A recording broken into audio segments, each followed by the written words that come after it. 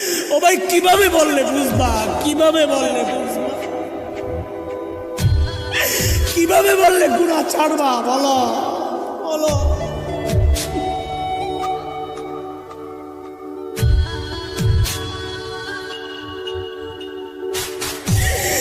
সন্তান চলতেছে জাহান্নামের দিকে, বিবি চলতেছে জাহান্নামের দিকে, আমি চলতেছি জাহান্নামের দিকে, অথচ মালিক ডাকতেছে নাই শোন না শোন না শোন, ওয়াল তানজুর নাফসুম মা কদ্দামাত লিগাদ, আমার সামনে তোকে দাঁড়াইতে হবে দাঁড়াইতে হবে দাঁড়াইতে হবে।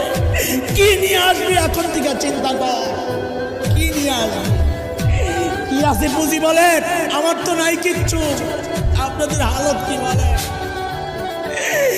এই তো চিন্তা করলে অস্থির হয়ে যায়, হায় হায় যৌবনের 32টা বছর কোন কামে ব্যয় করলাম।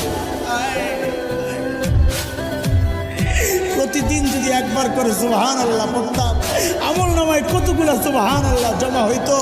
প্রত্যেক দিন যদি 2 রাকাত নফল নামাজ পড়তাম, আমল নামায় কতগুলা নফল নামাজ